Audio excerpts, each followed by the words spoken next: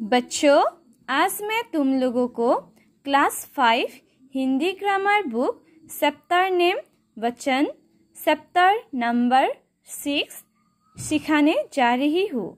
तुम लोग इस लेसन को घर में अच्छी तरह से पढ़ना और समझने की कोशिश करना। जुड़िए और समझिए। यह पिकनिक का दृश्य है। आप इसे देखकर सरलता से यह बता सकते हैं कि इसमें कौन सी वस्तुएं एक है और कौन सी अनेक। तो बच्चों, यहाँ पर तुम लोगों ने एक दृश्य देखा है, एक पिकनिक का दृश्य देखा है ना। तो तुम लोगों को ये भी पता है यहाँ पर कौन सी वस्तु एक है और कौन सी अनेक है। तो तुम लोगों को यहाँ पर लिखने को कहा है। जो एक है यहाँ पर नाम लिखो और जो अनेक है यहाँ पर नाम लिखो। तो ये एक्टिविटी तुम लोग अपने घर में करना। अगर कोई प्रॉब्लम पाते हो ना तब मुझे फ़ोन करना, ठीक है। अब यहाँ पर देखो, आप संज्ञा शब्दों की संख्या गिनकर बता सकते हैं। संख्या बताने वाले इन्हीं शब्दों को वचन कहते हैं। तो बच्चों, तुम लोग जानते हो संज्ञा शब्दों के बारे में, है ना। संज्ञा किसे कहते हैं?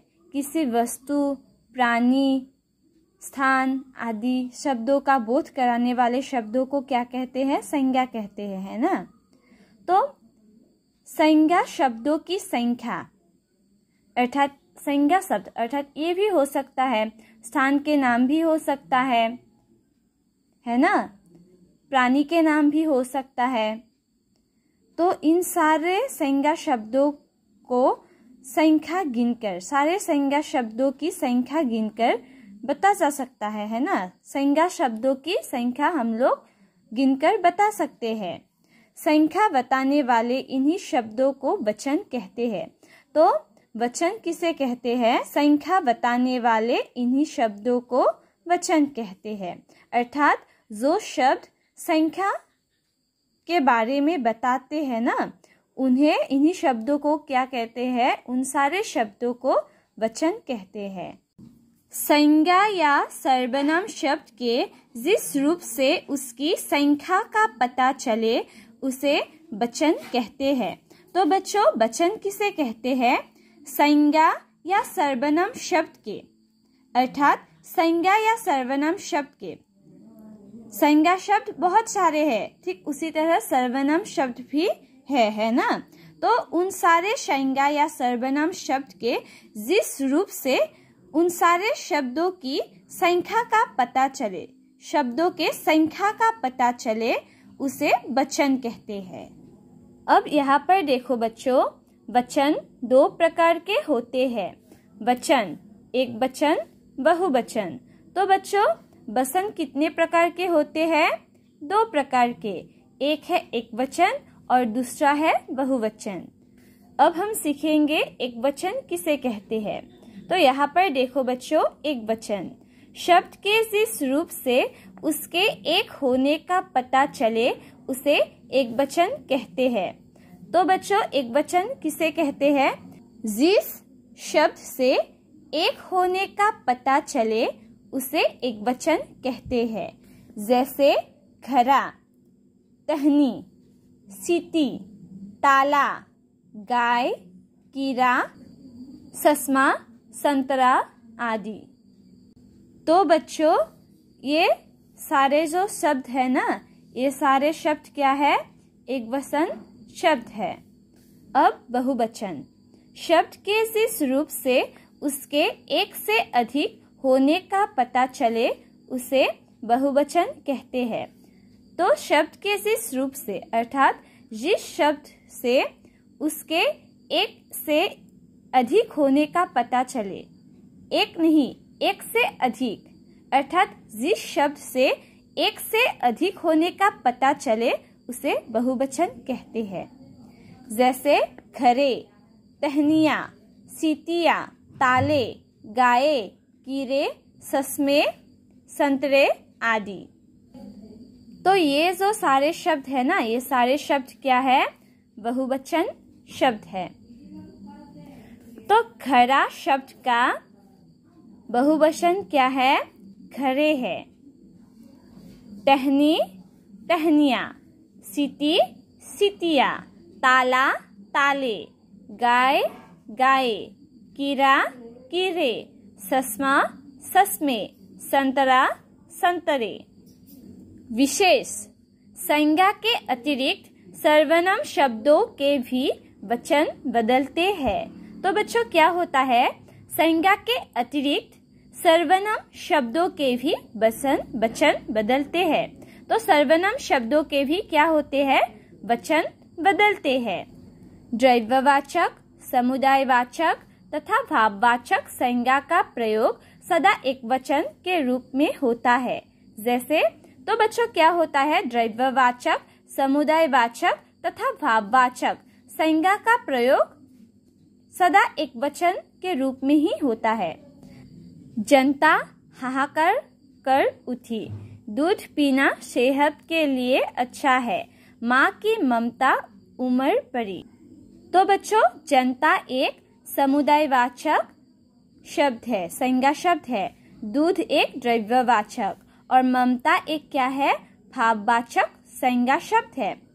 तो उन तीनों संज्ञा शब्दों का प्रयोग सदा एकवचन के रूप में होता है। आदर देने के लिए बहुवचन का प्रयोग किया जाता है। तो बच्चों जब हम आदर देते हैं किसी व्यक्ति को, तो आदर देने के लिए क्या होता है, बहुवचन का प्रयोग किया जाता है, प्रयोग होता है। जैसे यहाँ पर देखो बच्चों, आप बैठ जाए, मामा जी आए हैं। कुछ शब्द सदा बहुवचन के रूप में प्रयोग किए जाते हैं। तो बच्चों कुछ शब्द सदा बहुवचन के रूप में प्रयोग किए जाते हैं। जैसे आंसू, दर्शन, हस्ताक्षर, प्राण आदि। तो बच्चों ये सारे जो शब्द है ना, ये सारे शब्द क्या है, सदा बहुवचन होता है, बहुवचन के रूप में सदा प्रयोग होता है। अब यहाँ पर देखो, कुछ शब्द सदा एकवचन के रूप में प्रयोग किए जाते हैं। जैसे बारिश, पानी, दूध, जनता आदि। तो ये सारे जो शब्द है ना, सदा एकवचन के रूप में प्रयोग किए जाते हैं। संज्ञा या सर्वनाम शब्दों के वचन बदलने पर क्रिया का रूप भी बदल जाता है। जैसे, तो बच्चों क्या होता है, संज्ञा या सर्वनाम शब्दों के जब वचन बदलते हैं ना, तो क्रिया का रूप भी बदल जाता है। मेज पर पुस्तक रखी है, मेज पर पुस्तकें रखी है। तो बच्चों यहाँ पर देखो, पुस्तक, जब पुस्तक शब्द के वचन बदले तो क्या हुआ, यहाँ पर पुस्तकें। पुस्तक शब्द के जब वचन बदले तो यहाँ पर क्रिया रखी है, यहाँ पर भी रखी है। यहाँ पर क्या हुआ है, जब पुस्तक शब्द के वचन बदले तो यहाँ पर क्रिया भी बदल गया है। वचन बदलने के कुछ नियम। अ को ए बनाकर। तो बच्चों यहाँ पर जो तुम लोगों ने शब्द देखे हैं ना, ये सारे शब्द क्या है, एकवचन शब्द है। तो उन सारे एकवचन शब्द के बहुवचन क्या है, अब हम जानेंगे। बहन, बहने। तो बच्चों बहन शब्द के बहुवचन क्या है, बहने हैं। अ को ए बनाकर, अर्थात जब मैंने बहन शब्द को अपने मुंह से उच्चारण किया है ना, तो बहन, न में अ का भी प्रयोग हुआ है ना, न में अ वर्ण भी आया है, बहन, न अ भी आया है ना।